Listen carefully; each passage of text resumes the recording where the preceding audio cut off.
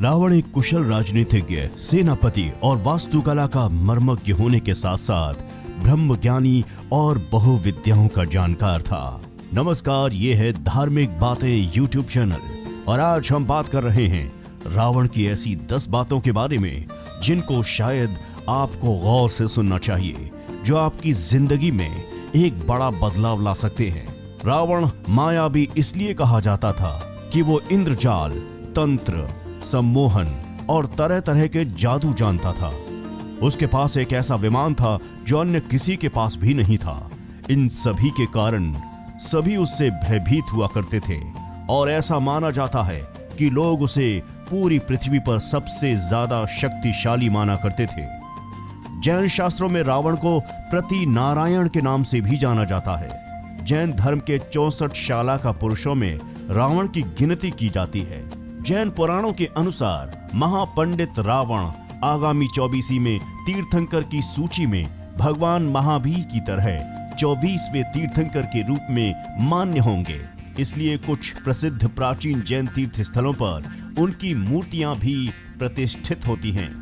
अब सवाल उठता है कि क्या सच में रावण के 10 सिर थे? तो चलिए आपकी ये भ्रांति भी आज दूर कर देते हैं। कहते हैं रावण के 10 सिर थे, क्या सचमुच यही था? कुछ विद्वान मानते हैं कि रावण के 10 सिर नहीं, किंतु वो 10 सिर होने का भ्रम पैदा कर देता था। इसी कारण लोग उसे दशानन कहा करते थे। कुछ विद्वानों का ऐसा मानना था कि रावण 6 दर्शन और 4 वेदों का ज्ञाता था, इसलिए उसे 10 कंठी भी कहा जाता था। 10 कंठी कहे जाने के कारण ये प्रचलन हो गया कि वो 10 सर वाला था। जैन शास्त्रों में उल्लेख है कि रावण के गले में बड़ी बड़ी गोलाकार 9 मणियां होती थीं। उक्त 9 मणियों में उसका सिर दिखाई देता था, जिसके कारण उसके 10 सिर दिखाई देने का भ्रम उत्पन्न हो जाया करता था। हालांकि ज्यादातर विद्वान और पुराणों के अनुसार यही कहा जाता है कि रावण एक मायावी व्यक्ति था जो अपनी माया के द्वारा 10 सिर होने का भ्रम भी पैदा किया करता था। उसकी मायावी शक्ति और जादू के चर्चे जग प्रसिद्ध थे। रावण के 10 सिर होने की चर्चा रामचरितमानस में आती है। वो कृष्ण पक्ष की अमावस्या को युद्ध के लिए चला था तथा एक एक दिन क्रमशः एक एक सिर कटते थे। इस तरह 10वें दिन अर्थात शुक्ल पक्ष की दशमी को रावण का वध हुआ। इसलिए दशमी के दिन रावण दहन किया जाता है। रामचरितमानस में वर्णन आता है कि जिस सिर को राम अपने बाण से काट देते थे, पुनः उसके स्थान पर दूसरा सिर उभर आता था। विचार करने की बात है कि क्या एक अंग के कट जाने पर वहां पुनः नया अंग उत्पन्न हो सकता है? वस्तुतः रावण के सिर कृत्रिम थे, आसुरी माया से बने हुए थे। मारीच का चांदी के बिंदुओं से स्वर्ण मृग बन जाना, रावण का सीता के समक्ष राम का कटा हुआ सिर रखना आदि से सिद्ध होता है कि राक्षस मायावी थे। वो अनेक प्रकार के इंद्रजाल यानी कि जादू जानते थे। तो रावण के 10 सिर और 20 हाथों को भी मायावी या कृत्रिम माना जा सकता है। अब दूसरी खास बात क्या है, आइए आपको बताते हैं। नाभि में जीवन। ऐसा माना जाता है कि रावण ने अमृत प्राप्ति के उद्देश्य से भगवान ब्रह्मा की घोर तपस्या कर वरदान मांगा, लेकिन ब्रह्मा ने उसके इस वरदान को ना मानते हुए कहा कि तुम्हारा जीवन नाभि में स्थित रहेगा, और रावण की अजर अमर रहने की इच्छा अधूरी रह गई। यही कारण है कि जब भगवान राम से रावण का युद्ध चल रहा था तो रावण और उसकी सेना राम पर भारी पड़ने लगी थी। ऐसे में विभीषण ने राम को यह राज बताया कि रावण का जीवन उसकी नाभि में है, नाभि में ही अमृत है। तब राम ने रावण की नाभि में तीर मारा और रावण मारा गया। अब बात करते हैं तीसरी खास बात की। रावण ब्राह्मण पिता और राक्षस माता का पुत्र था। वाल्मीकि रामायण के अनुसार रावण पुलत्स्य मुनि का पोता था, अर्थात उनके पुत्र विश्वश्रवा का पुत्र था। विश्वश्रवा की वरवर्णिनी और केकसी नामक 2 पत्नियां थीं। वरवर्णिनी के कुबेर को जन्म देने पर सौतिया डाहवश केकसी ने अशुभ समय में गर्भ धारण किया। इसी कारण से उसके गर्भ से रावण तथा कुंभकर्ण जैसे क्रूर स्वभाव वाले भयंकर राक्षस उत्पन्न हुए।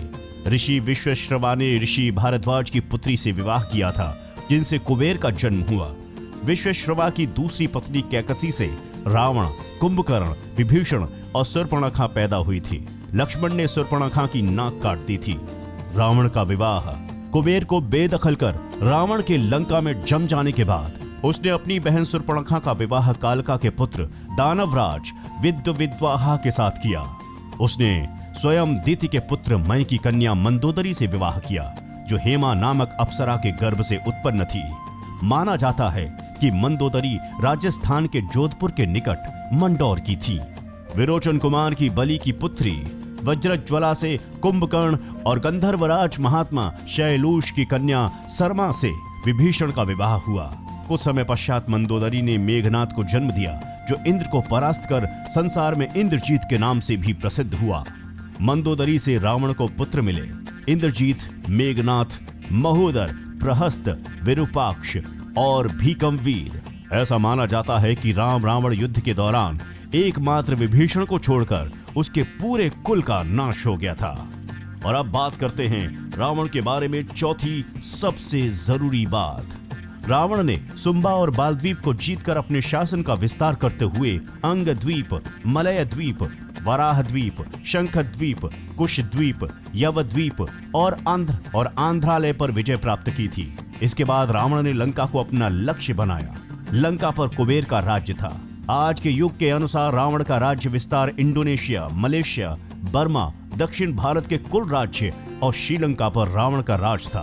दरअसल माली, सुमाली और माल्यावन नामक 3 दैत्यों द्वारा त्रिकुट सुबेल पर्वत पर बसाई लंकापुरी को देवों और यक्षों ने जीतकर कुबेर को लंकापति बना दिया था। रावण की माता कैकसी सुमाली की पुत्री थी। अपने नाना के उकसाने पर रावण ने अपनी सौतेली माता एलविल्ला के पुत्र कुबेर से युद्ध की ठानी, परंतु पिता ने लंका रावण को दिलासा दी तथा कुबेर को कैलाश पर्वत के आसपास के त्रिविष्टप क्षेत्र में रहने के लिए कह दिया। इसी तारतम्य में रावण ने कुबेर का पुष्पक विमान भी छीन लिया। रावण ने रचा था नया संप्रदाय। आचार्य चतुर्सेन द्वारा रचित बहुचर्चित उपन्यास वयम राक्षामः तथा पंडित मदन मोहन शर्मा शाही द्वारा 3 खंडों में रचित उपन्यास लंकेश्वर के अनुसार रावण शिव का परम भक्त था। यम और सूर्य तक को अपना प्रताप झेलने के लिए विवश कर देने वाला प्रकांड विद्वान, सभी जातियों को समान मानते हुए भेदभाव रहित समाज की स्थापना करने वाला था। सुरों के खिलाफ असुरों की ओर थे रावण।